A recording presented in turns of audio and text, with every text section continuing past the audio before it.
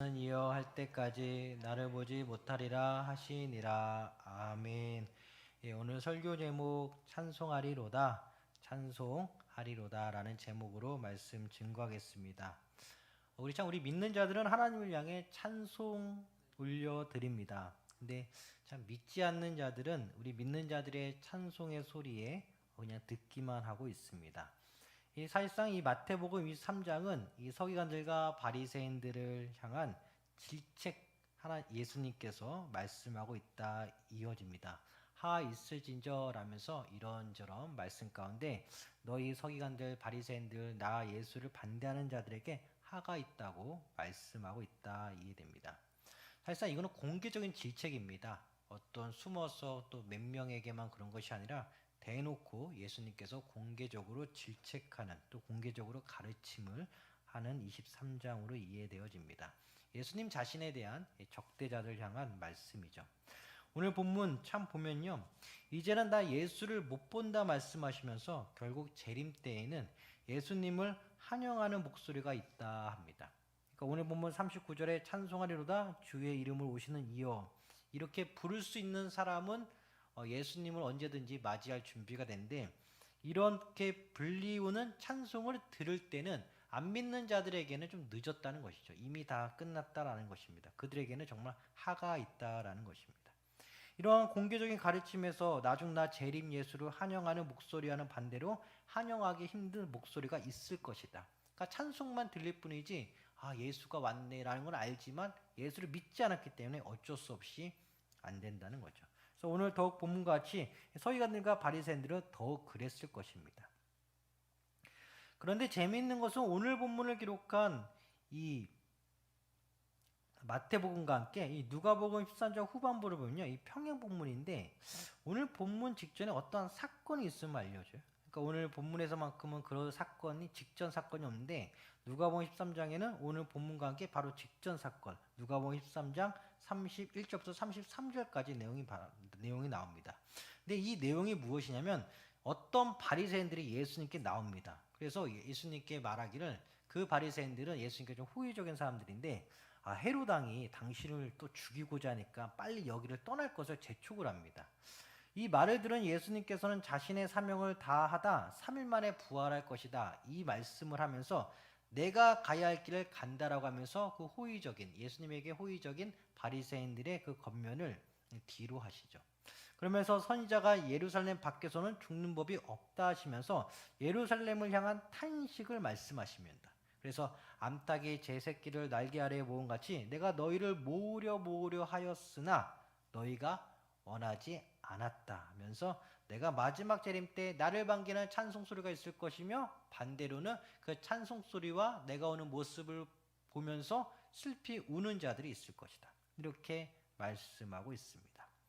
여전히 믿을 사람은 믿습니다. 근데 마지막까지 안 믿을 사람은 끝까지 안 믿을 것이라면서 예수님께서 예루살렘을 향한 그 안타까움, 정말 그 안타까운 탄식의 말씀을 오늘 공개적으로 하시는 거죠.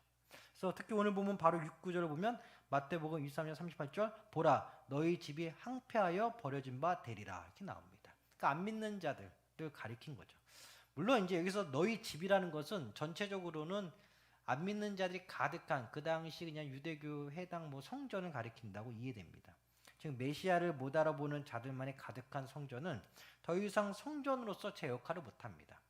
대신 사도행전에서 알 수 있듯이 우리 상한성도 아시는 것처럼 초대교회와 또 사도들의 회의를 통해서 예수 믿는 자들의 모임이나 예수 믿는 자들이 어떤 특정한 주제를 가지고 결정을 하는 사항을 보고 우리는 그렇게 이해하고 있습니다. 이렇듯 메시아 예수님의 도래는 누구에게는 영광스러운 찬송이 울려 퍼지는 그 영광의 자리이고 또 반대편으로는 그 이제 너무나 안타까운 사항이 이제 곧 도래하는 그것으로 이해되어집니다. 그래서 이제 오늘 본문을 통해서 이제 세 가지 살펴보고자 합니다. 첫째는 끝까지 안으려고 하셨던 예수님이십니다. 오늘 본문은 사실상 예수님의 마지막 대중 외침이다 이렇게 볼 수 있습니다. 마태복음 24장부터는 제자들과만 주로 계시다가 잡히십니다. 십자가에 못 박히시고 또 3일 만에 부활하시고 또 승천하시고 오늘 본문을 기점으로 대중적인 예수님의 전도 활동은 사실상 끝이 나게 됩니다. 이제부터는 죽음을 앞두신 예수님께서 3일 만에 부활하시는 모습. 그러면서 제자들에게 저 끝까지 복음 전에 이러면 승천하는 모습. 이렇게 24, 25, 26, 27, 28, 28장까지 나가는 것이죠. 오늘 본문으로 마태복음 23장 37절을 보면 예루살렘을 2번 부르시면서 탄식 어린 목소리로 예수님께서는 선지자들을 죽인 이스라엘 예루살렘, 그리고 이제 조금 있다 죽을 예수님 당신을 가리키면서 몇 번씩이나 예루살렘을 이스라엘을 모으려 하였으나 너희들이 원하지 않았음을 분명히 하고 있습니다. 이것은 분명히 핑계 없는 무덤을 안 만들기 위해서인 거죠. 이처럼 끝까지 예루살렘을 사랑하셨던 예수님을 만나보게 됩니다. 흔히들 예수님을 믿는 것을 기준으로 유대교와 기독교를 구분합니다. 유대교는 아직 메시아가 오지 않았다라는 사람들이죠. 지금도. 근데 사실상 예수님을 믿는 우리 기독교는 유대교의 사실상 완성된 모습입니다. 예수님께서 구약 성경을 비롯한 선지자들의 목소리를 통하여 오신다 했어요. 근데 구약 성경 속에서 선지자들은 죽임을 당했습니다. 예수님 말씀처럼 파송된 자들을 돌로 쳐 죽였습니다. 그게 바로 이스라엘입니다. 이는 구약의 선지자들과 파송된 자들 정말 의미할 것입니다. 그래서 구약 성경에서 하나님이 보내신 선지자들을 막 죽였죠. 돌로 쳐 죽이고 또 칼로 베고 이렇게 순교를 많이 했습니다. 순교의 피가 많이 흘렀습니다. 이 구약적인 요소를 가지고 예수님을 향한 완강한 반대자들 향해서 예수님은 오늘 본문과 같이 너무나 안타까워했어요. 그 옛날에도 내가 초림하기 전에도 그렇게 죽이더니 이제 내가 죽는구나. 그러나 예루살렘 이스라엘 전체가 예수님을 반대한 것은 절대 아니죠. 다만 예수님을 격렬하게 반대했던 당시 종교적 기득권층들과의 이 거리감이 큰 것일 것입니다. 어쨌든 예수님은 이제 죽음을 앞두고 대중 외침, 대중 전도를 오늘 본문 23장으로서 끝을 맺습니다. 그리고 반대하는 자들에게는 하가 있다 할 것이고 또 나를 끝까지 믿는 자들은 내가 오는 그날에 영광스럽게 찬송하며 나를 맞이할 것이다. 이제 그렇게 예수님께서 말씀하고 계십니다. 그래서 예수님은 우리를 이미 끝까지 안으셨지만은 정말 그 당시에 예루살렘 이스라엘 사람들이 끝까지 안으시려고 했죠. 근데 그들이 거부했습니다.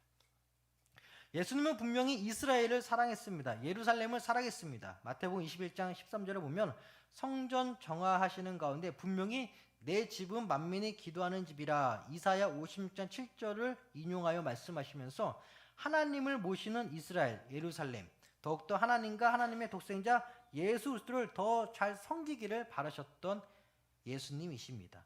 마태복음 21장까지는 그래도 예수를 안 믿는 자들이 많이 거하는 그 성전에 내 집은 정말 만민이 기도하는 집이라고 말씀하셨는데 이제 오늘 본문 마지막 대중외침, 마지막 대중전도에서만큼은 너희 집은 이제 항폐하여 없어질 것이다. 그러면서 이 성전의 역할에 대해서 이제 끝을 보는 예수님을 발견하게 됩니다.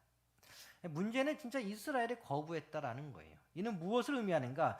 예루살렘의 멸망, 즉 이 메시아 예수님을 거부한 사람들에게 책임이 있다라는 것을 말합니다. 전하여서 우리가 듣고 반응을 했는데 많은 사람들이 이러지 못했다는 것이죠. 하지만 예루살렘 종교 기득권층 계속해서 그냥 거부해. 계속 전했음에도 거부해. 이의 책임은 거부한 너희들에게 있다. 몇 번씩이나 3년여 공생의 기간 동안 예수님은 최선을 다했습니다. 그러나 상대방은 응답과 반응을 거부하였습니다. 그래서 예수님께서는 너희들의 책임이 있다라고 분명히 말씀하셨습니다.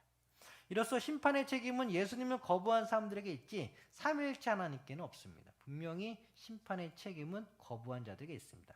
이 점을 분명히 하시고 마태복음 24장부터는 제자들과 함께 계시면서 최후의 만찬 맞이하시는 예수님을 만나보게 됩니다. 그러기에 심판은 예수님의 책임이 아니라 예수님을 거부한 인간에게 있음을 이제 분명히 하고자 하는 오늘 본문의 특징을 우리가 알고 있습니다. 그래서 예수님께서는 끝까지 안으시려고 했어요. 진짜 끝까지 안으시려고 했는데 그게 잘 안 된 거죠. 그래서 우리가 무엇을 할 수 있냐면 나를 끝까지 안으신 예수님을 바라보면서 우리도 전도 대상자를 끝까지 안을 필요가 있습니다. 근데 그들이 끝까지 거부한다고 해서 우리가 실망할 것도 없고, 또 그들에게 전했으면 됐고, 또 그들이 끝까지 안으려는 마음만 가지고 그들을 은혜 가운데 예수님께 정말 깊이 기도하는 것이 우리의 책무이지, 그들이 끝까지 거부했다는 것에 대해서 우리가 어떤 큰 어떤 책임감이나 잘못을 느낄 수는 없습니다. 왜냐하면 예수님께서도 오늘 본문 당시 분명히 몇 번이나 안으려고 했다 했어요. 암탉이 제 새끼를 안으려고 했다는 것처럼 그 비유 들면서 몇 번이나 안으려고 했어요. 근데 이들이 완강하게 거부하였습니다. 그래서 끝까지 안으시려는 예수님을 본받아서 우리도 전도 대상자를 끝까지 안으셔야겠습니다. 근데 문제는 그들이 거부한다, 마지막까지 거부한다 했을 때 그 책임은 사실상 그들에게 있다는 것이죠. 둘째는 가야 할 길을 명확히 아신 예수님이십니다. 오늘 본문과 평행 본문인 누가복음 13장을 보면 마태복음에 오늘 본문이 나오기 전 한 가지 사건이 있다고 아까 모두 발언에서 잠깐 말했는데, 어떤 바리새인들이 예수께 나와서 여기를 피할 것을 권면했습니다. 헤롯 왕이 당신 예수를 죽이려고 하니까 빨리 피하세요. 나름대로 호의적인 바리새인들이 예수님에게 권면을 한 거죠.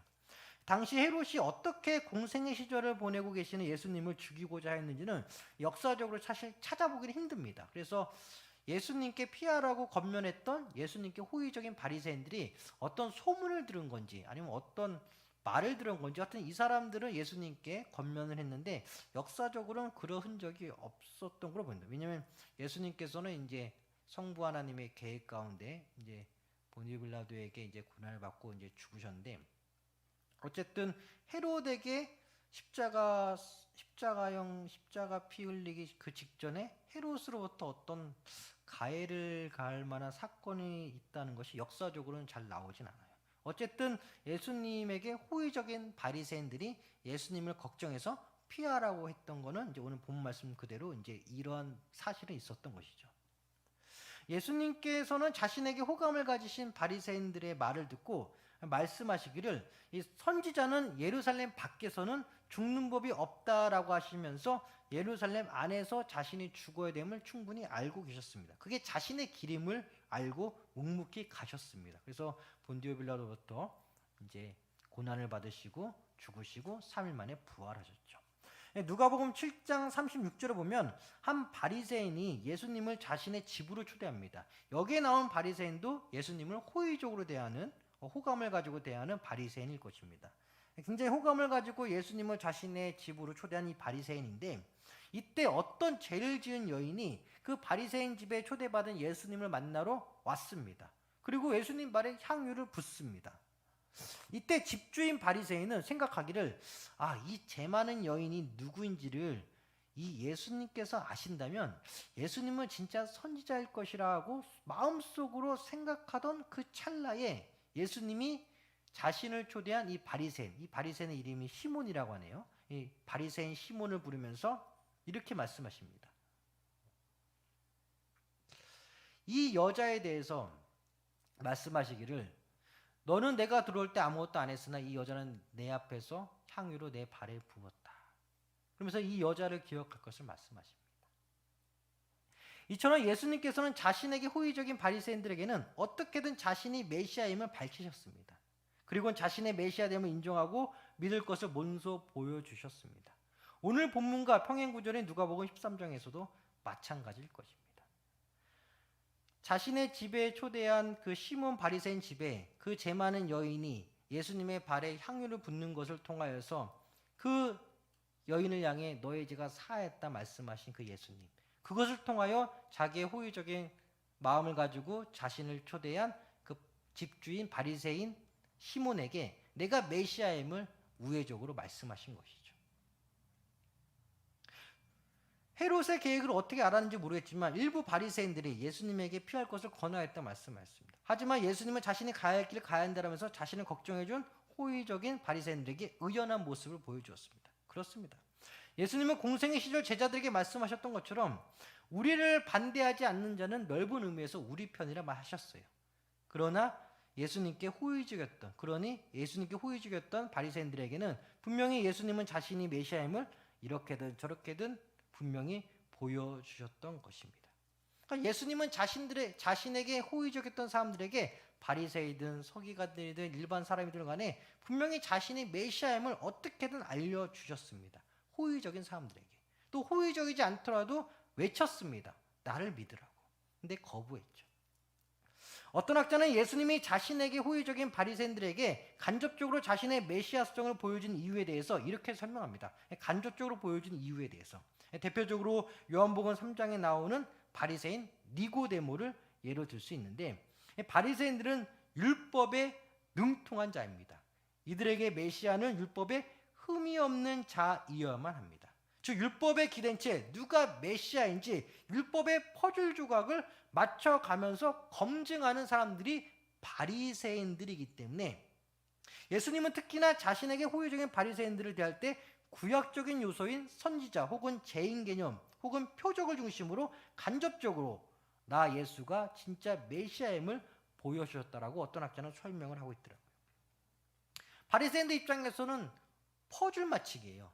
율법에 능통하고 율법에 완벽한 자가 메시아이기 때문에 과연 어떤 누군가 메시아라고 소문이 나면은 그 사람이 정말 율법에 능통하고 율법에 정말 그 퍼즐에 하나하나 잘 맞아 떨어질까, 그것만 딱딱딱 보는 사람들이죠.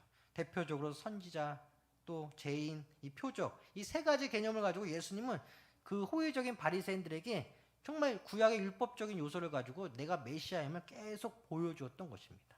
그러니까 예수님께서는 사실상 맞춤 전도를 하신 거죠. 상대방 입장에서 상대방이 이해하게끔.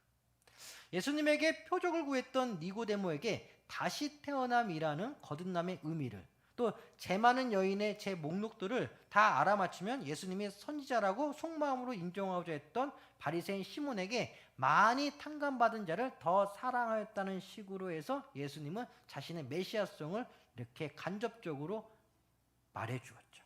그래서 자기 발에 향유를 부은 여인에게 제가 사하였다 했고, 니고데모에게 다시 태어난 그 바람이 임의로 불매, 그러면서 이렇게 저렇게 예수님은 자신에게 호의적이었던 바리새인들에게 알려주셨습니다.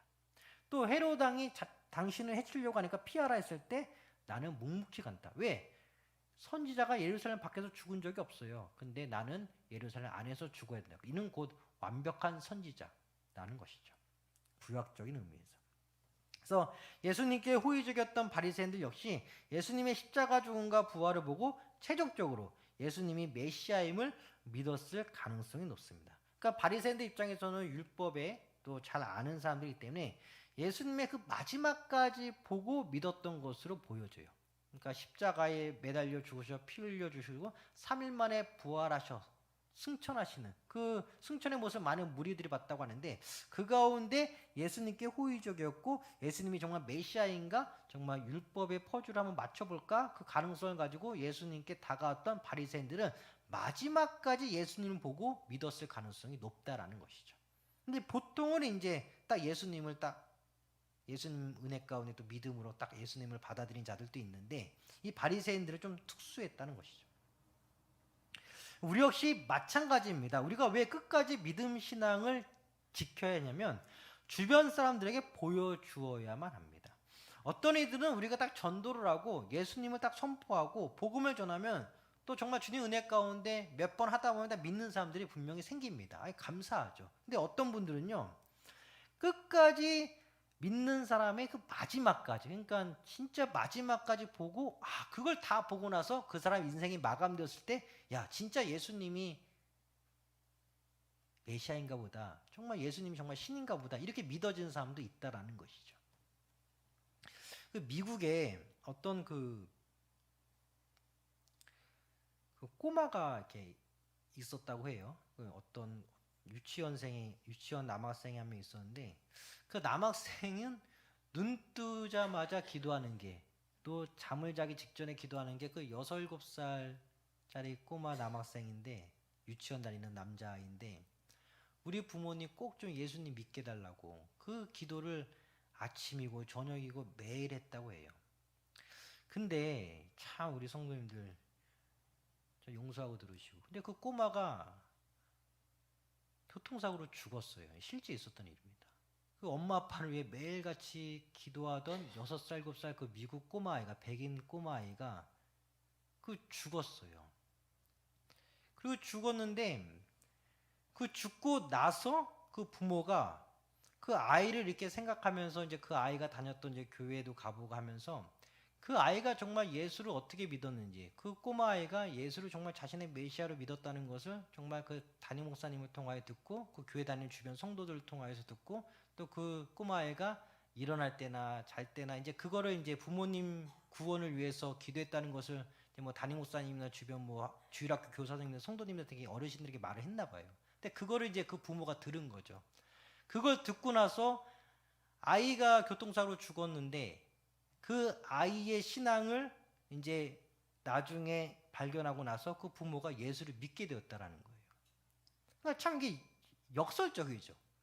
그러니까 너무나 우리가 보면 안타깝잖아요. 그 6, 7살짜리 백인 남성 아이가 아침이고 저녁이고 부모의 구원을 위해서 맨날 예수님께 기도하던 애인데 교통사고로 죽고 나서 자신은 천국에 가고, 그 예수를 안 믿던 부모는 그 하나밖에 없는 6, 7살 아들, 교통사고로 죽은 아들의 신앙을 보고 그 신앙을 듣고 예수를 믿게 되었다라는 거예요. 이게 좀 역설적이잖아요. 근데 천국의 확장을 위해서, 또 구원받은 자들의 구원을 위해서 하나님은 우리 사람 편에서는 좀 이해가 안 되고 좀 잔인해 보일 수 있겠습니다. 사랑성도 용서하고 들으시고. 근데 하나님 편에서는 한 영혼을 구하기 위해서는 누군가 이렇게 하나의 미랄이 되는, 희생양이 되는 그런 경우도 있다라는 것이죠. 너무 좀 극단적인 예의지만 아주 극단적인 예입니다. 그 사실이 있었던 일이고. 이처럼 우리가 끝까지 신앙을 지킬 필요가 있다라는 거예요. 누군가는 우리가 죽고 나서 믿을 사람이 있다라는 거예요. 역설적으로. 예. 그러니까 이게 참 극단적인 예인데 어쨌든 이렇게 하나님이 구원의 방편을 쓰시기도 한다. 그래서 우리는 끝까지 신앙을 지켜서 죽는 그 순간까지 예수님의 품에 안기는 것이야말로 나한테도 개인적인 구원의 영광이겠지만 주님의 은혜 가운데, 근데 나를 보고 믿는 사람들이 대기 순번이 1번, 2번, 3번이 있을 수 있다라는 거예요. 그래서 우리가 끝까지 예수를 믿는 게 중요하다. 자, 마지막 세 번째는요, 예수를 향한 희생이 영원히 기억되기 원한다는 거예요. 자, 오늘 본문 가운데 예수님 분명히 순교한 순교자들, 구약시대의 선지자들, 또 하나님 보내신 종들, 그들의 피를 기억한다 하셨어요. 그러면서 말씀하시면서 이제 예수님도 좀 있으면 나 역시 이제 죽을 거라는 거 뻔히 아시죠, 예수님도. 그러니까 예수님께서 삼일체 하나님을 위해 희생한 피를 기억하고 계신다라고 분명히 말했습니다. 대중외침에서, 대중전도에서, 대중복음 장소에서.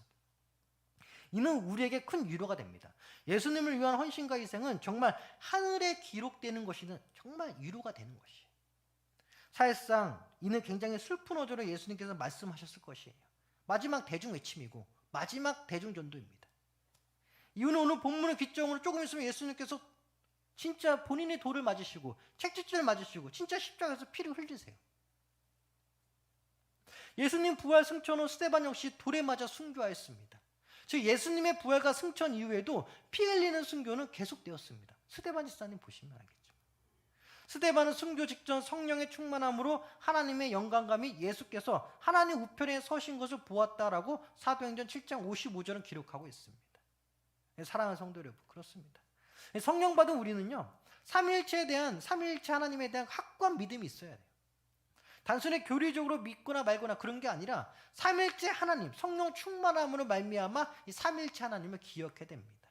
성령이 충만해서, 성령의 영이 임하여서 하나님의 영광과 주 예수 그리스도의 은혜, 그 하나님 성부 하나님 우편에 계신 그 모습,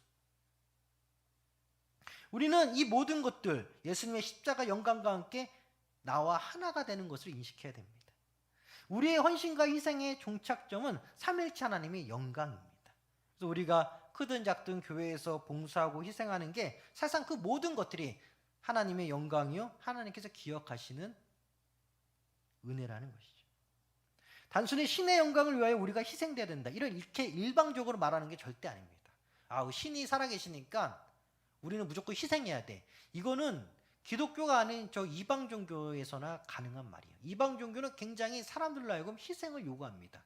교주를 위해서, 뭐 어떤 그 자기들만의 우상을 위해서. 근데 그게 절대 아니라 하나님께서 원하시는 것은 하나님과의 사랑 가운데 우리의 희생을 기억하시고 우리의 봉사를 기억하시는 하나님의 은혜 가운데 우리를 봉사의 현장으로 인도하시는 것이죠. 그래서 나를 기억하시는 하나님의 영광을 염두에 두고 우리가 신앙생활을 해야겠습니다. 결국 우리를 만드신 분, 또 우리를 안으신 분, 또 우리를 기억하시는 분은 하나님이십니다. 오늘 본문 가운데 암탉이 그 새끼를 모으려고 하셨다 예수님 말씀하셨어요. 이 암탉이라면은 이제 그 진짜 말 그대로 암탉이잖아요. 그 어미가 그 새끼를 안는 것처럼. 그러니까 예수님의 마음이 굉장히 슬프고요. 예수님의 마음이 굉장히 여성적인 어조로, 여성적인 감성을 가지고 새끼를 안으려는 마음으로 예루살렘 몇 번이나 모으려고 했다라고 했습니다. 이것을 오늘 본문에서 이 대중복음 마침 전도, 마침의 전도, 오늘 복음 이 본문이 그 마지막이었던 것이죠. 대중적인 외침, 복음 외침이. 이처럼 분명히 예수님은 우리를 모으셨습니다. 그리고 또 모으실 것입니다. 그래서 하나님의 집에 거하는 삶을 우리에게 누리게 하신다라는 것이죠. 그래서 우리가 정말 은혜 가운데 우리가 가야 할 길은 명확해요. 바로 예수님과 같이 예수의 제자가 되어서 정말 우리가 가야 할 길을 명확히 알고 그 길을 묵묵히 걸어가는 것이 정말 좋습니다. 누구는 막 피하라고 해요. 예수님한테 어떤 호의적인 바리새인들이 헤로당이 당신 죽인다는 소문이 있는데 빨리 피하세요. 근데 예수님은 본인이 가야 할 길 갔죠. 사도 바울 선생도 마찬가지잖아요. 자기는 이제 순교할 각오로 가고 있는데 그 장로들이 말렸을 때 그 사도 바울은 내가 가야 할 길을 간다 했잖아요.